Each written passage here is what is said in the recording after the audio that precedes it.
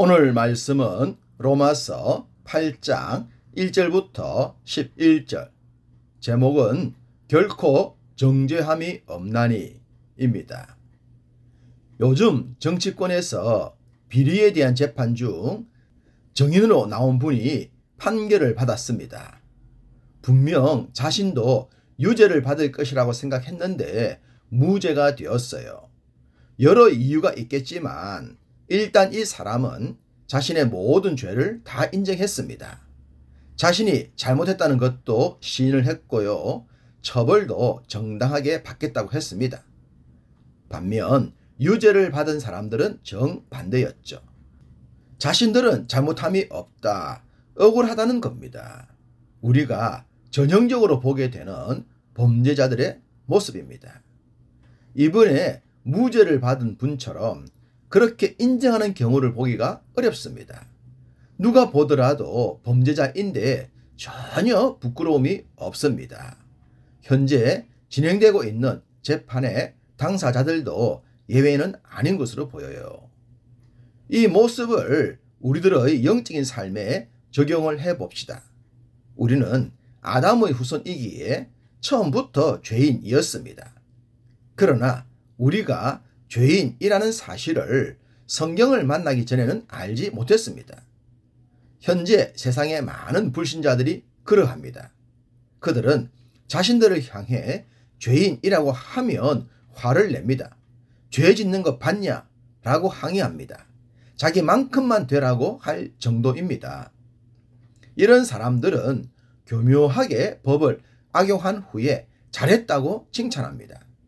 법을 어겼지만 발각이 되지 않았기 때문에 정당하다고 생각하며 그런 자신을 지혜롭다고 생각합니다. 이런 자들에게 기다리는 것은 형벌밖에 없겠죠. 죄가 그들을 찾아가서 심판할 겁니다.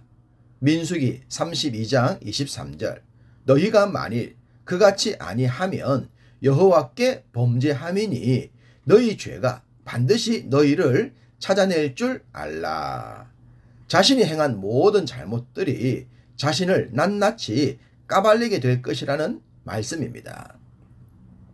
어쨌든 하나님의 말씀이 없으면 사람들은 자신들이 죄인이라는 사실을 인정하지 않는다는 겁니다.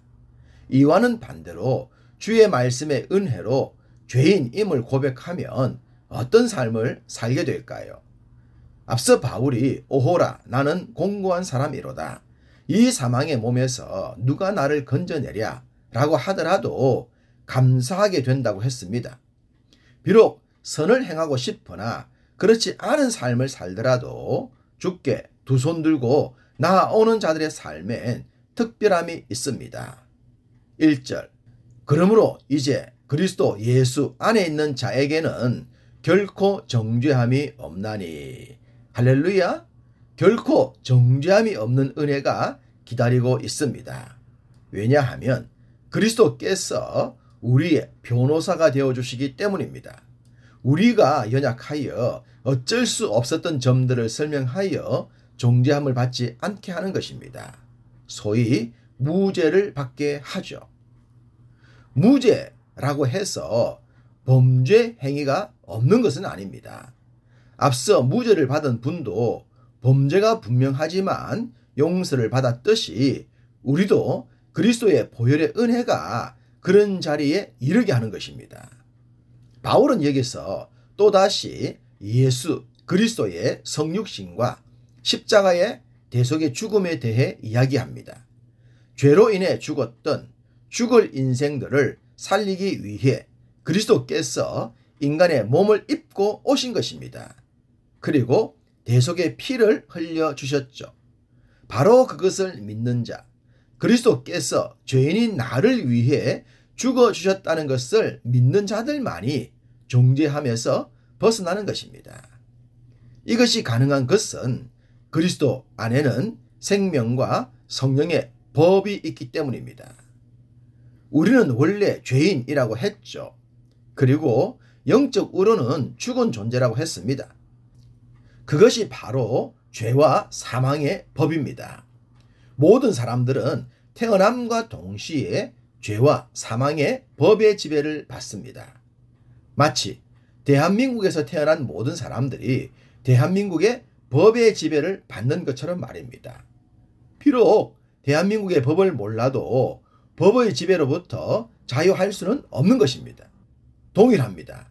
아담의 후손으로 태어난 사람들은 죄와 사망의 법의 지배를 받습니다. 그 법을 모르더라도 말입니다. 사탄은 사람들이 이 법을 모르기를 원합니다. 그래야만 자신의 뜻대로 사람들을 부릴 수가 있고 지옥의 형벌로 이끌 수가 있기 때문이죠.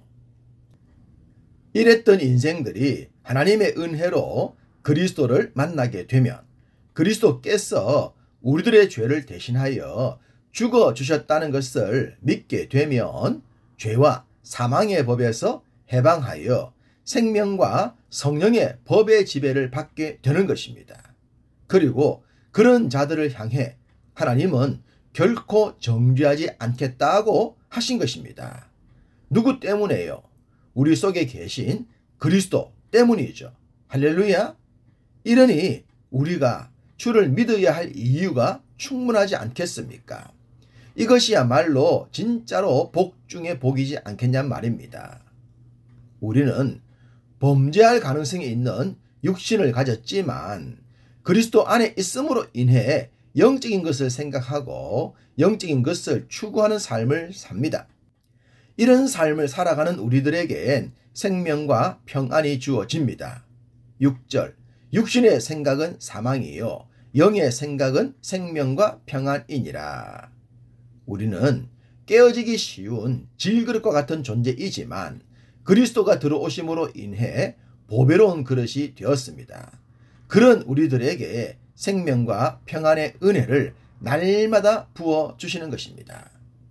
우리가 그리스도를 믿게 되면 평안의 축복을 누리게 됩니다. 무엇인가에 쫓기는 삶을 살지 않고 불평, 불만으로부터 멀어집니다. 감사와 자족과 분복의 은혜로 기뻐하며 즐거워하고 지금 주어진 자신의 모든 것에 만족하는 삶을 살게 됩니다. 더 좋은 교회에 속한 모든 성도님들은 이런 삶을 살고 있는 줄로 믿습니다. 우리가 개척을 하여 이런 삶을 함께 공유하게 되었다는 것이 얼마나 감사한지 모릅니다. 교회가 작고 성도들이 적음으로 인해 함께 할 수 있는 것들이 증가되었습니다. 섬김과 나눔은 배가 되었죠.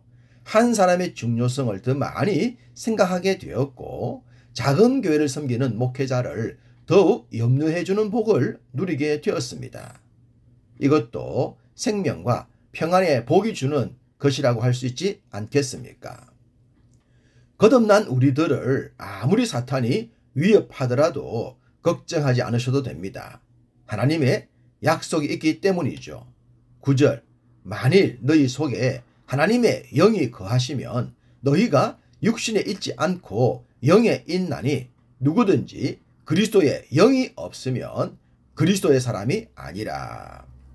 우리가 육신의 문제로 인해 어려움을 당하더라도 하나님은 우리를 영에 속한 자라고 하십니다. 우리가 그리스도를 끝까지 붙들고만 있다면 말입니다. 하나님은 또 말씀하십니다. 그리스도 예수를 죽은 자 가운데서 살리신 이가 너희 안에 거하시는 그의 영으로 말미암아 너희 죽을 몸도 살리시리라. 우리를 살려주셨고 또 살려주실 것이며 산자로 인정하여 주십니다.